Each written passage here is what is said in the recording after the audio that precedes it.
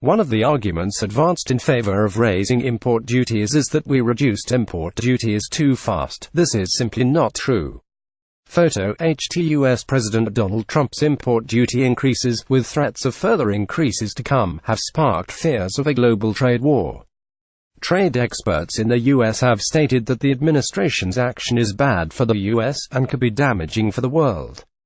Those looking for a silver lining say that if the threats get China to lower its barriers in some areas, and the U.S. responds by reversing its own protectionist actions, we could end up with a net liberalization of world trade, albeit through bilateral threats rather than multilateral negotiations. However, this depends on China being willing to concede, and that is far from certain. We will have to wait and see how it plays out.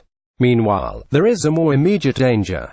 Trump's respectabilization of protection will tempt many to argue that if the U.S. can protect its manufacturing industry and create jobs by raising duties, should we not follow suit, since we want the same thing for our country? Some influential industry leaders have already advanced this argument, and there have been reports in the press about a Bombay Club 2.0. Relapsing into protectionism would be wrong, and here is why. Did we open up too fast? One of the arguments advanced in favor of raising import duties is that we reduced import duties too fast. This is simply not true, and it is important to get the facts right. We started reducing customs duties at the start of the reforms in 1991.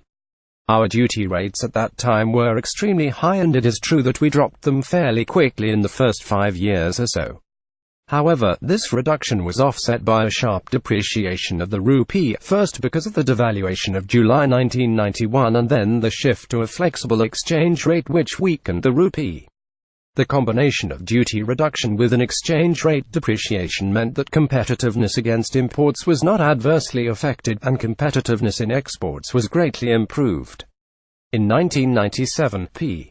Chidambaram, as the finance minister of the United Front government, announced that tariff rates would be brought down to ASEAN, Association of Southeast Asian Nations, levels within 3 years, i.e. by 2000. The comparison with ASEAN made sense then, and does so now as well. They are our neighbors. They have a combined GDP, gross domestic product, in dollars roughly comparable to ours, so they represent a reasonable market for our exporters. We have a free trade agreement, FTA, with them, and our declared Act East policy suggests we should integrate with them much more, and much faster. In the event the duty reduction target was not achieved by 2000. The National Democratic Alliance (NDA) government repeated the objective but failed to achieve it. The subsequent United Progressive Alliance (UPA) government also failed to do so. Incidentally, for the first 10 years, consumer goods remained fully protected despite duty reductions because there was a complete import ban on consumer goods. This was lifted only in 2002, 10 years after the reforms began. There is no way our trade liberalization can be called too fast. Did we get the exchange rate wrong? Before looking to higher import duties to help domestic industry, we should consider whether the problem lies in poor exchange rate management. The Reserve Bank of India (RBI) index of the real effective exchange rate of the rupee against 36 currencies of our trading partners shows that the exchange rate has appreciated by about 20% over the past 4 years. If this real appreciation had not occurred, our domestic producers would have been that much more competitive against imports, and there would be no need to raise import duties. The architecture of macroeconomic management that we have evolved should have had 3 pillars, with clear policy guidelines for each. One pillar is obviously fiscal prudence, which is now well institutionalized in the form of fiscal trajectories for both the center and the states. The Finance Ministry is responsible for ensuring that these targets are met. The second pillar is monetary policy in the form of the repo rate. This is now set by a 6-member Monetary Policy Committee on the basis of flexible inflation targeting, which gives primacy to meeting an inflation target, while also keeping in mind the need of the economy to achieve its growth potential. The third pillar should have been exchange rate management, but this is missing. We have no acknowledged policy for the exchange rate. When the rupee depreciates in nominal terms, the RBI usually responds with a time-tested formula: we are not committed to defend any particular level of the nominal exchange rate. The exchange rate of the rupee is determined by market forces, but the RBI stands ready to intervene when necessary to prevent undue volatility in the foreign exchange market. This is a good formula to deflect pressure from agitated politicians demanding a strong rupee as some kind of signal of strength. However, it is not a sufficient guide for exchange rate policy, since it would allow a real appreciation to take place via an excessive rate of inflation, with no need for the RBI to intervene as long as the nominal exchange rate is not too volatile. This does not make sense. We need a clear policy direction to RBI to ensure that any departure from some target real effective rate will be corrected. The correction could be achieved through direct intervention in the forex markets to push the exchange rate in the desired direction, or tightening of capital controls. There is no need to announce precise targets as for inflation, but there should be an understanding between the Finance Ministry and RBI on how to intervene and to what extent. An explicit exchange rate objective could create a potential conflict with the inflation target, because pushing a depreciation might be seen as stoking inflation through its impact on import prices. However, if we are pushed to raise customs duties instead, it will have the same effect on prices. It is a difficult balancing trick, but that is what in macro policy is all about, striking the right balances. Some genuine customs duty problems are an aspect of our import duty structure does need correction, and that is tariff inversion. This problem arises when import duties on inputs are higher than on the final product. In such cases, the effective protection of value added in the final product is less than the nominal rate of protection given by the import duty. If the duty rate on the imported input is high enough, the effective protection can even become negative. This should clearly be corrected. The appropriate way of correcting tariff inversion is to reduce the rate of duty on the input.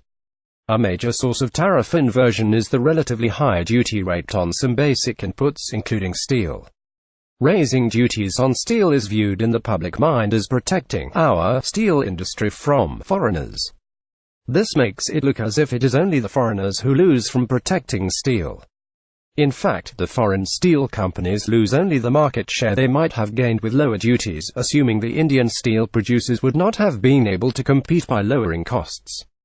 In fact, the real cost of high duties on steel and other basic inputs is actually borne by the downstream industry, which then has to pass on the higher costs to Indian consumers. If the downstream users find it difficult to compete with imports, they in turn will lobby for import protection.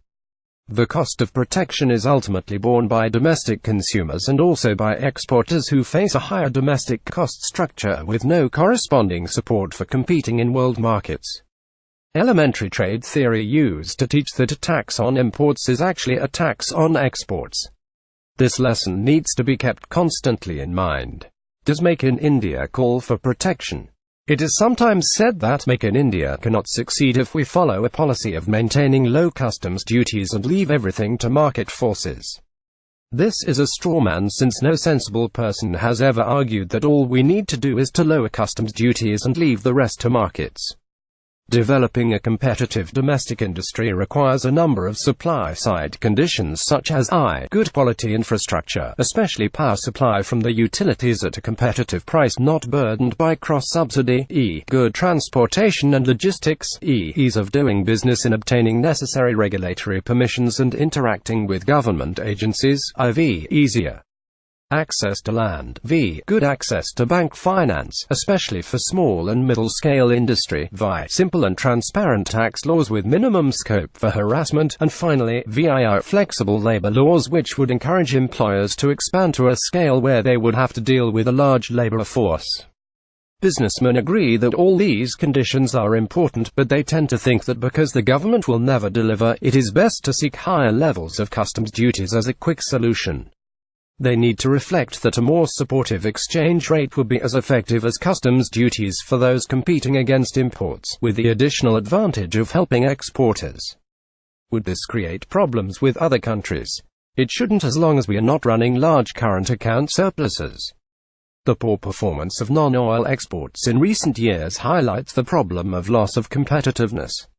Non-oil exports in the past 4 years have been more or less stagnant.